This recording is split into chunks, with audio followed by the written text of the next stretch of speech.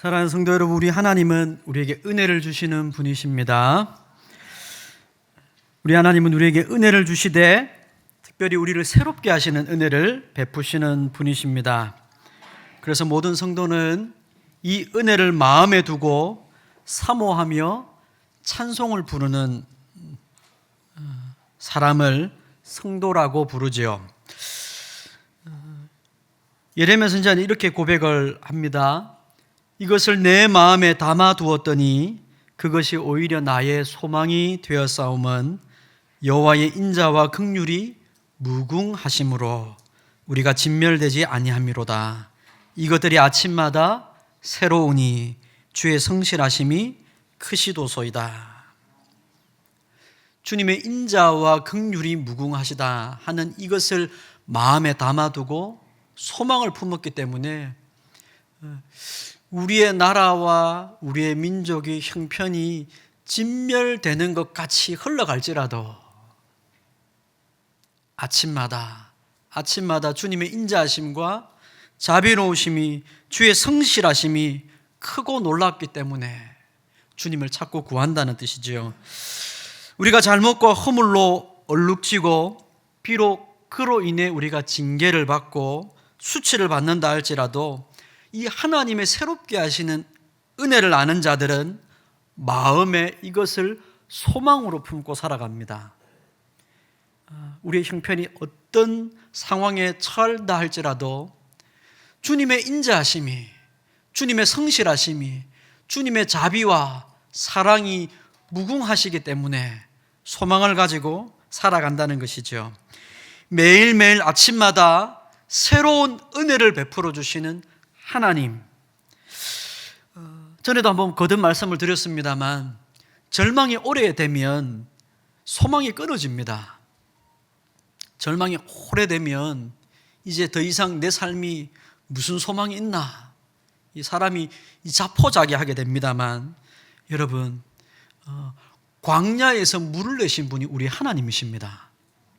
아무것도 없는 중에 물이 솟아나게 하시는 분이 우리 하나님이시죠. 그러므로 여러분, 우리 인생에 아무것도 없는 절망 가운데 놓인다 할지라도 소망을 주님께 두는 자는 바로 성도라 일컬음을 받게 될 것입니다. 비록 왕이신 하나님을 버리고 이스라엘 백성들이 인간 왕을 구한 자들이었습니다만 하나님은 도리어 그들에게 왕을 주시고 그 왕을 통해 하나님만이 대적에게 승리하게 하시는 분이라는 것을 가르쳐 주셨습니다. 하나님만이 진짜 우리를 도와주시며 승리하게 하시는 분이라는 것을 깨닫게 해주신 것이죠. 이 은혜를 베풀 수 있는 분, 베풀 마음과 사랑이 있으신 분, 그분이 바로 유일한 왕 여호와 하나님이시라는 것을 깨닫고 하나님께로 돌아오기를 하나님은 진심으로 원하셨습니다. 다른 데 한눈 팔지 말고 다시 내게로 돌아와 내게 마음을 두고 찾고 구하는 주님의 백성이 되기를 원하셨던 거죠. 저와 여러분이 바로 이 하나님을 깨닫고 주님을 향한 사랑과 열심과 신앙이 회복되는 여러분이 되시기를 주님의 이름으로 축복합니다. 사무엘은 바로 이 은혜의 때를 깨달았습니다. 우리 지난주에 들은 말씀처럼 비록 그런 백성들이었음에도 불구하고 하나님이 그들을 다시금 승리를 맛보게 하시고 도와주셔서 회복시켜 주시는 그 은혜를 맛본 이때야말로 하나님의 은혜를 구할 때이구나, 우리가 새롭게 될 때이구나, 지금 이 순간이 내가 하나님께 달려가서 우리의 마음을 돌이켜서 하나님을 찾고 구해야 되는 때이구나, 사무엘이 깨달은 겁니다. 이 은혜의 때를 깨닫고 이제 백성들을 권면합니다. 우리 이제 나갑시다. 돌아갑시다. 지금이 바로 은혜 얻을 때입니다. 주님께로 돌아갑시다. 길갈로 갑시다. 소리친 거지요. 여러분, 이 음성을 들어야 됩니다. 지금이 은혜 얻을 때입니다. 주님께서 재림하시기 전이 은혜 얻을 만한 때입니다. 주님이 재림하시면 다시 기회 없습니다. 주님은 오래 참으시지만 영원히 참으시지 않습니다. 여러분, 이거 꼭 기억하십시오. 이 미국의 어떤 일화는요 그렇게 얘기합니다. 하나님은 사랑이시라서 우리가 어떤 죄를 짓고 끝까지 회개하지 않더라도 하나님이 설마 우리를 지옥 보내시겠나, 그렇게 얘기하는 목사가 있습니다. 여러분, 이거 이단입니다. 하나님은 오래 참으시지만 영원히 참으시지는 않습니다. 여러분, 이거 꼭 기억하셔야 됩니다. 하나님을 찾을 만한 때가 있고 은혜 얻을 만한 때가 있습니다. 바로 그때 하나님께로 가서 하나님을 찾고 하나님의 은혜를 구하자고 사무엘이 소리치고 있습니다. 저와 여러분에게 바로 이 은혜가 필요한 시대인 것입니다.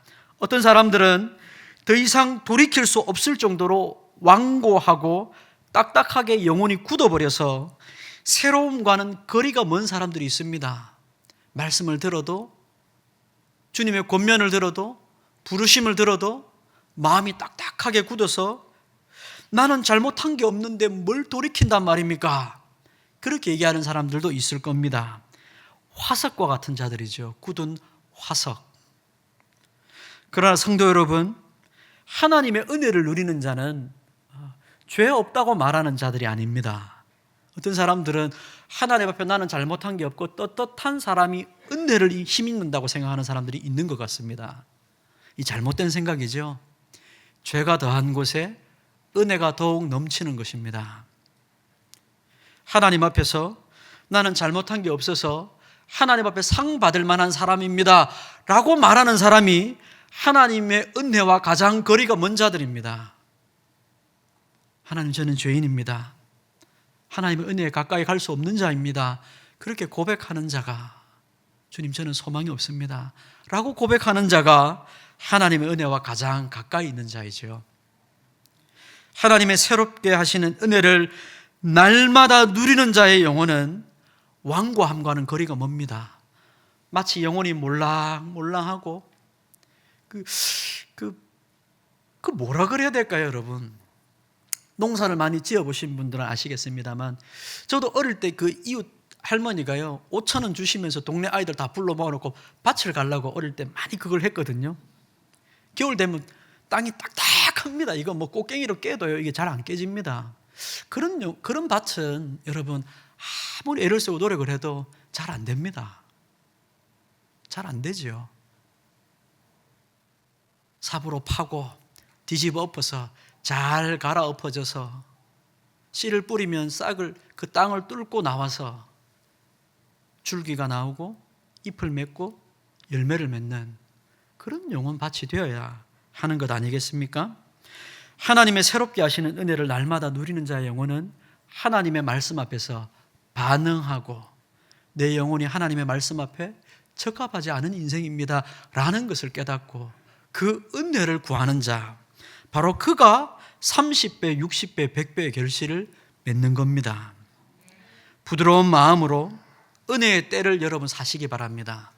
지금 우리가 살아가는 이 시대는 은혜 얻을 만한 때입니다. 누구든지 주님의 이름을 부르면 구원을 얻고 주님을 찾고 구하는 자에게 하나님께서 은혜를 베풀어 주시는 때 아닙니까? 이런 놀라운 때에 우리가 잠들어 있다면 얼마나 어리석은 겁니까? 하나님이 이 은혜의 때를 허락해 주셔서 나를 찾고 구하는 자에게 만나 주시겠다고 말씀하시는데 주님을 구하지 않고 잠들어 있다면 얼마나 어리석은 겁니까? 우리 주님 앞에서 완고한 마음을 다 떨쳐버리고 겸손한 자로 새로워지는 은혜를 입기를 주님의 이름으로 축원합니다. 여러분, 이렇게 이제 사무엘의 말을 듣고 백성들이 다 함께 길갈로 올라왔습니다. 사무엘과 왕으로 세움받은 사울과 백성들이 길갈로 올라와서 하나님 앞에 모였습니다. 거기서 온 백성이 하나님 앞에 한 마음으로 사울을 왕으로 삼고 하나님께 화목 제사를 드립니다. 사울과 모든 사람들이 함께 기뻐하죠. 이제 왕이 세워졌으니 백성들과 사울이 함께 기뻐하는 겁니다. 승리를 했으니까 얼마나 기뻤겠습니까? 그런데 사무엘은 좀 생각이 달랐던 것 같습니다. 중요한 한 가지를 더 하려고 하는 겁니다.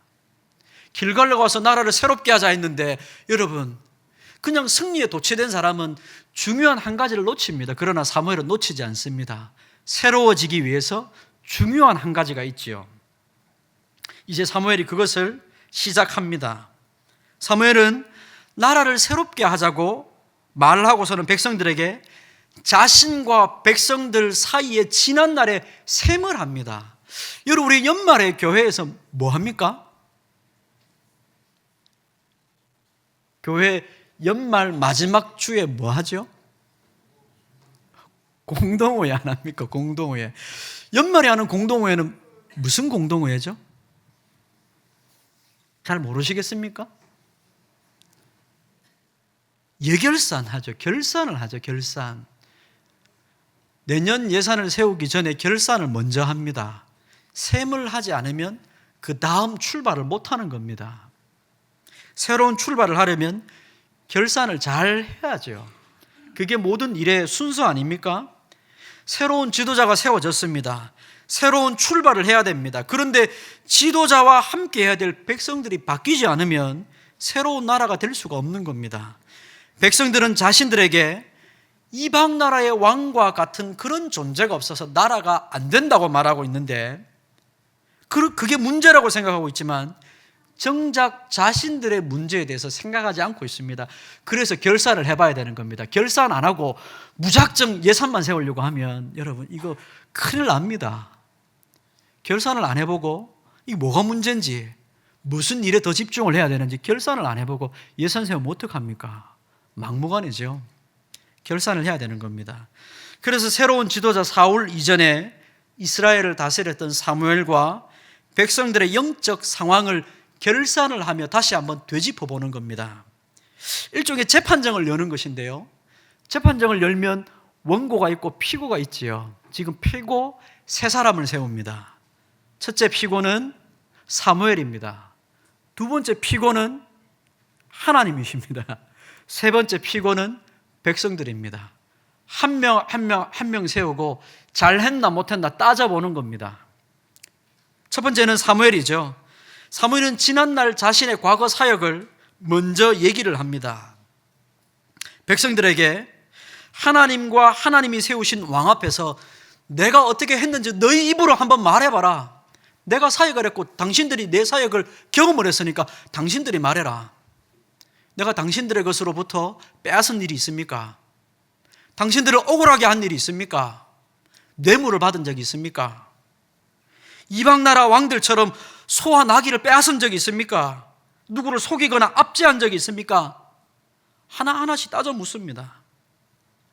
사무엘상 8장에서 백성들이 왕을 구할 때 이방 나라의 왕과 같은 사람이 세워지면 당신들의 것을 반드시 빼앗아 갈 겁니다. 왕이 압제하여서 당신들 위에 군림해가지고 당신들 재산 조금씩 빼앗아 갈 겁니다. 이거 내 나라, 저거 내 나라. 이방 나라 왕은 그런 왕입니다. 근데 사무엘이 지금 얘기하는 겁니다.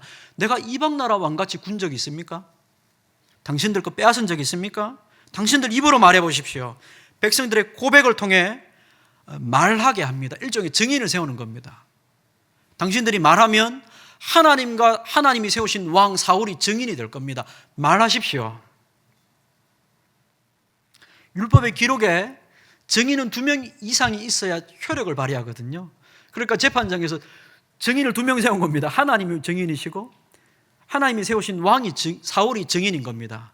그리고 그 앞에서 당신들 말하십시오. 내가 당신들 앞에 어떻게 사역했는지.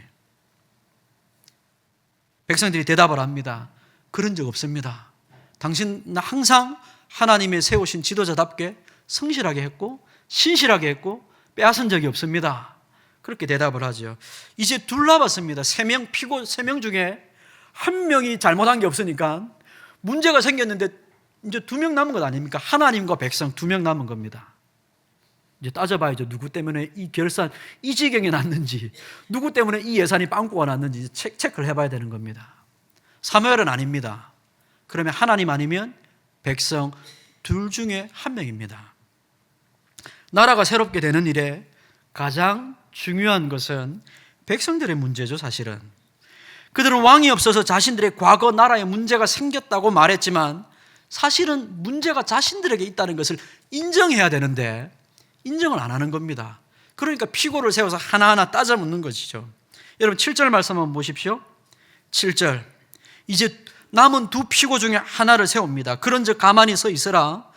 여호와께서 너희와 너희 조상들에게 행하신 모든 공의로운 일에 대하여 내가 여호와 앞에서 너희와 담론하리라.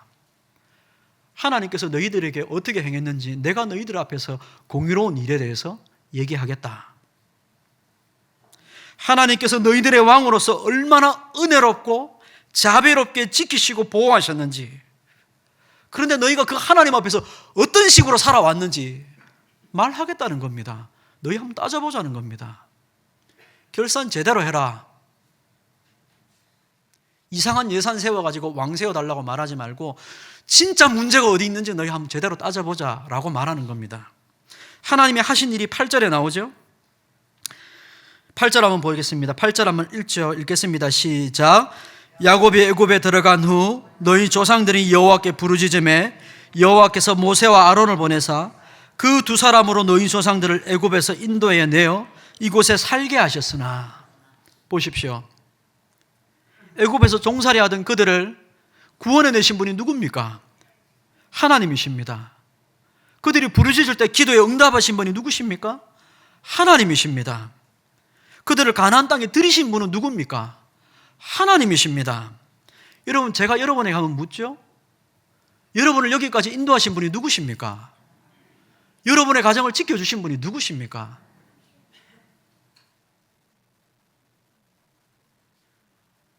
그런데 9절 보십시오. 하나님은 그렇게 하셨는데 백성들은 어떻게 합니까? 그들이 그들의 하나님 여호와를 잊은지라. 하나님을 잊어버렸다 그러는 겁니다.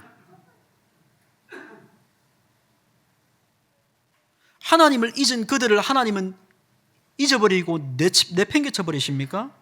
그렇게 하지 아니하시죠. 9절, 그들이 그들의 하나님을 여호와를 잊은지라 여호와께서 그들을 하솔 군사령관 시스라의 손과 블레셋 사람들의 손과 모압 왕의 손에 넘기셨더니 그들이 저희를 침해. 하나님이 징계하시는 겁니다. 사랑하는 아들을, 아버지를 잊은 그들을 내버려 두지 아니하시고 징계를 하시죠. 그래서 그들이 돌아오게 만드십니다. 10절, 백성이 여호와께 부르짖어 이르되 우리가 여호와를 버리고 잘못했습니다. 우리가 범죄했습니다. 하나님 건져주시면 우리가 다시 주님을 섬기겠습니다. 다시 기도합니다. 하나님 도와주십시오. 한 번만 봐주십시오. 하나님 모른 척하지 않으십니다. 이게 하나님의 공의로운 일입니다. 하나님이 공의롭다는 말은, 여러분, 하나님이 공의롭다는 말은 잘못한 놈 벌 주고 잘한 놈 상 주는 게 아닙니다. 여러분, 하나님이 공의를 그런 식으로 이해하시면 안 됩니다. 물론 그게 있지만 잘못한 그들이 돌이킬 때 하나님이 용서하시는 게 하나님 공의입니다. 보십시오. 11절, 그렇게 하나님을 잊은 그들이 하나님께 돌이켜 기도할 때 11절, 여호와께서 여룹바알과 베단과 입다와 나 사무엘을 보내서 사사들을 보내서 다시 건져주시는 겁니다. 이게 하나님의 공의로운 일입니다. 너희는 하나님을 잊어도 하나님은 너희를 잊지 않는다. 이게 하나님의 공의입니다. 그런데 너희 어떻게 했냐? 너희는 하나님을 잊었을 때에도 하나님 너희를 잊지 아니하시고 너희가 돌이켜 기도할 때 너희 도대체 어떻게 했냐? 보라는 겁니다. 12절, 너희가 암몬 자손의 왕 나하스가 너희를 치러옴을 보고 곧장 어려움이 찾아와서 다른 왕이 침범하니까 너희 어떻게 했냐? 하나님을 버리고 왕 세워달라고 너희 지금 얘기하고 있지 않냐? 하나님이 너희 기도에 응답하셔서 너희를 도와주시고 여기까지 인도하셨고, 심지어 너희가 하나님을 잊을 때에도 너희가 돌이킬 때, 기도할 때 하나님 도와주셨는데 너희 지금 어떻게 하고 있었냐? 어떻게 했냐? 너희가 왕이신 하나님을 버리고 다른 왕을 달라고 너희가 말하지 않느냐? 이게 지금 백성들의 행태입니다. 두 피고가 서 있습니다. 누가 문제를 일으켰습니까? 누가 범죄자입니까? 누가 이 모든 문제의 근원입니까? 길갈에 모인 백성들이 나라를 새롭게 하는 길은 백성들의 요구처럼 왕을 세우는 게 아닙니다. 이미 멀쩡하게 계시는 하나님이 문제가 아니라 실상은 하나님을 잊고 하나님을 버리고 필요할 때만 하나님을 찾는 우리들의 문제가 새로워지는 일에 가장 큰 방해물 아닙니까? 우리의 영혼이 새로워진 길은 여러분 다른 데서 찾으면 안 됩니다. 우리의 가정이 새로워지는 길을 다른 데서 찾으면 안 됩니다. 세상 사람들처럼 길을 찾으면 안 됩니다. 이런 불신자들이 가는 길을 따라 걸으면 안 됩니다. 새로운 왕 사울을 하나님께서 세우셨습니다. 백성들이 각기 이제 하나님을 경외하는 마음으로 하나님을 섬기며 하나님의 목소리를 들으며 그 명령을 거역하지 아니할 때, 또 이 백성을 다스리는 왕 사울이 같은 마음으로 하나님을 따르면 좋으려니와. 그렇게 하면 좋겠지만 이게 가장 바람직한 길이라고 말하는 겁니다. 그러나 여러분, 오늘 말씀의 15절의 경고처럼 이전과 같이 계속해서 너희가 하나님을 전심으로 섬기지 않는다면, 이전처럼 너희가 계속 하나님을 이런 식으로 섬긴다면 너희 반드시 망할 거다, 이 얘기하는 겁니다. 이스라엘은 영원히 망하지 않는다는 말은 여러분, 이건 거짓말입니다. 성경은 한 번도 우리에게 그렇게 말하지 않습니다. 영원히 그렇게 하나님을 섬기면 망할 겁니다. 그러나 그들이 망하지 않는 것은, 영원한 것은 하나님이 그 속에 성령님을 주셔서 우리 마음을 바꿔주시기 때문에 영원한 나라가 되는 겁니다.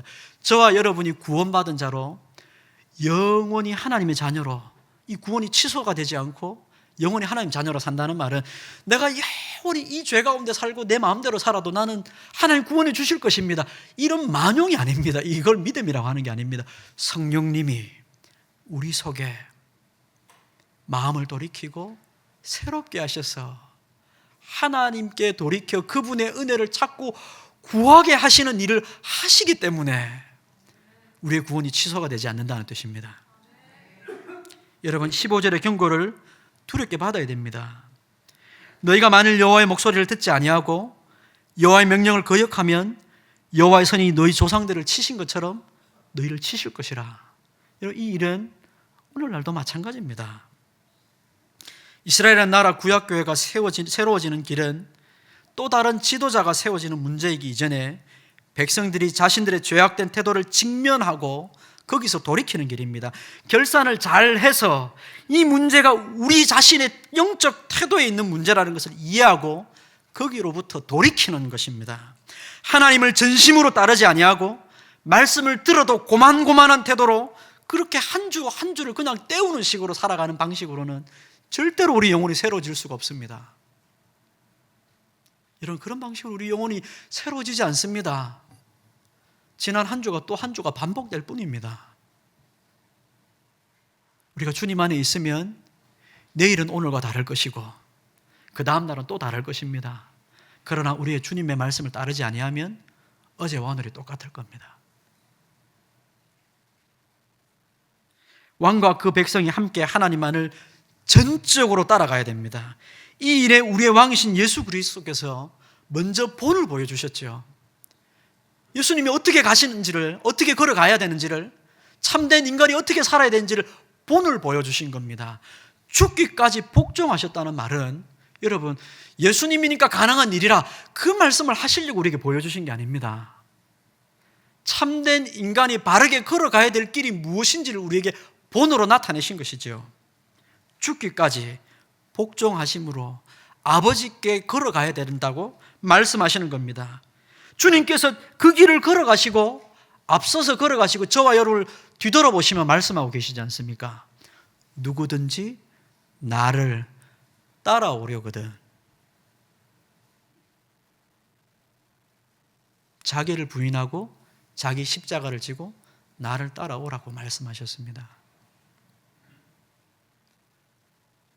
우리 마음속에 여러분, 우리 일주일의 삶이, 우리 인생이 주님을 따라가는 삶이 되고자 하는 일말의 여러분 아주 작은 마음이라도, 저는 이걸 믿음이라고 이해합니다.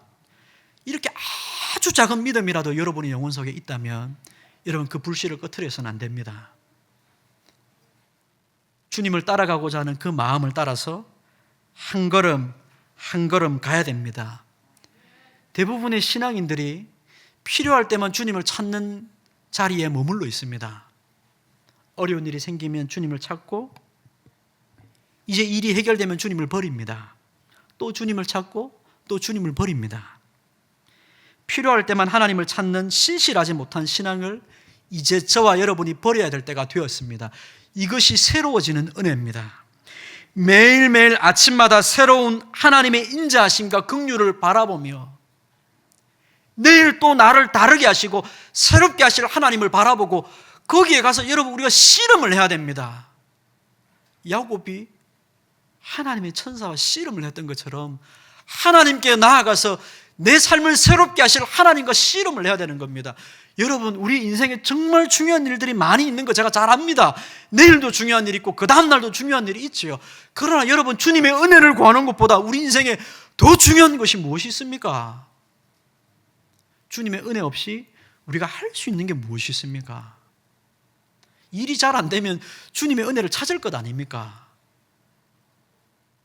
그런데 우리는 일이 잘 안 되기 전까지는 주님의 은혜를 잘 찾지 않습니다. 이게 참 저는 어리석다 생각합니다. 여러분 그렇지 않습니까? 일이 잘 안 되면 주님의 은혜를 찾거든요. 근데 일이 잘 안 되기 전까지는 주님의 은혜를 안 찾습니다.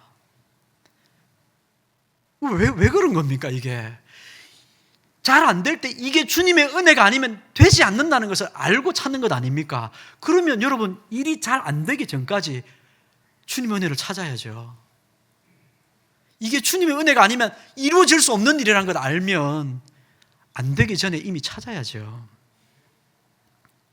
하나님의 은혜로 여러분 매일매일 주님을 찾고 구하시는 여러분이 되시기를 바랍니다. 여러분 우리 영혼이 무기력하게 그냥 그렇게 살아가도록 내버려 두지 마십시오. 여러분 아침에 일어나면 오늘 하루 또 무기력하죠. 어제와 똑같은 오늘 하루가 반복될 것 같아서 무기력하지 않습니까? 오늘 또 만나는 사람도 없고 하는 일은 그냥 반복되고 아무것도 없는 것처럼. 그러나 여러분 주님께서 주시는 은혜를 힘입으면 매일매일 새롭습니다.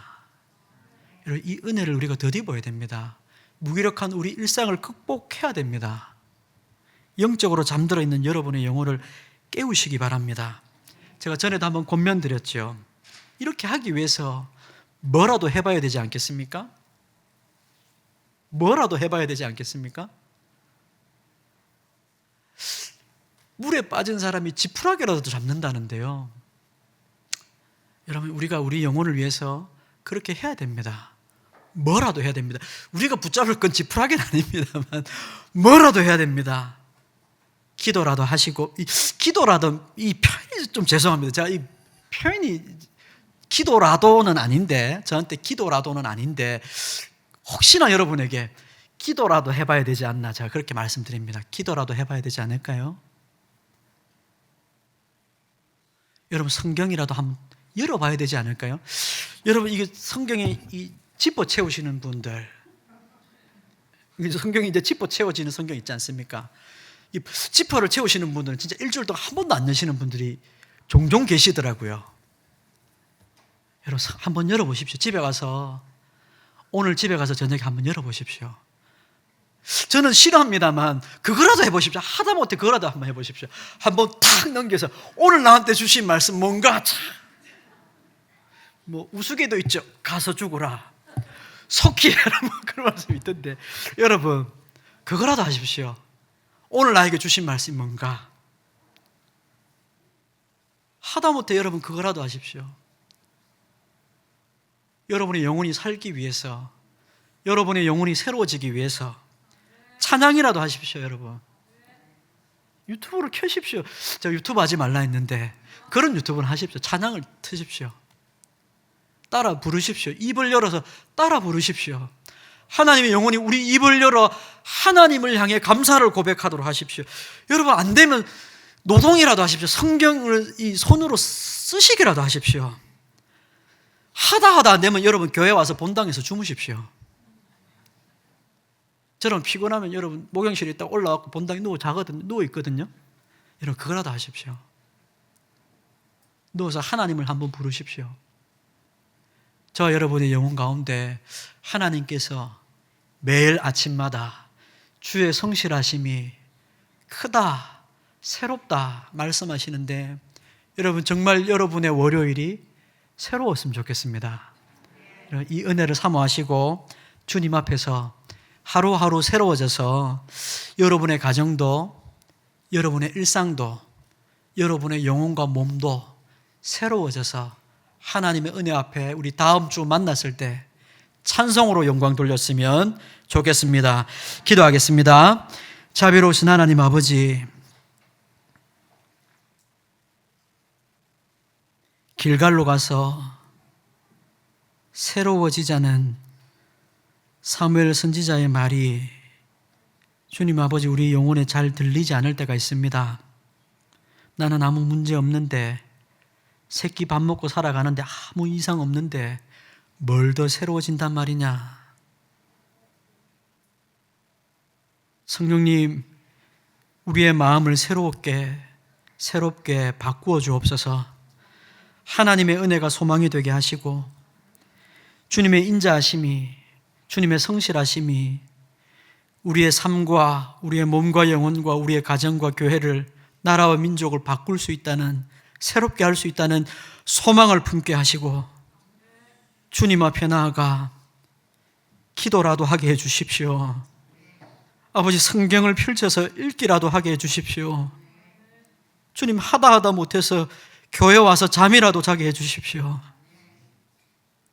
주님, 우리가 살아야겠습니다. 예수님의 은혜 안에서 우리가 새로워지기를 원하고, 아버지, 무기력하고 답답한 우리의 일상이 떨쳐지기를 원하고,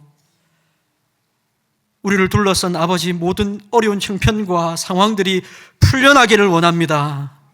성령님, 우리를 도와주옵소서. 주님 앞에 기도하는 영혼 가운데 은혜를 부어주시고, 성경을 읽고 찬송을 하며 주님을 찾고 구하는 영혼 가운데 아침마다 주님의 인자하심과 성실하심을 베풀어 주셔서 주님, 우리를 새롭게 하시는 주님의 놀라운 은혜로 주님 앞에서 기뻐하며 감사하며 아버지 즐거움이 넘치는 인생을 살아갈 수 있도록 우리 모두를 도와주옵소서. 주님 앞에 우리의 소망을 둡니다. 성령 하나님, 우리를 지켜 주시옵소서. 우리 구주 예수 그리스도의 이름으로 기도합니다. 아멘.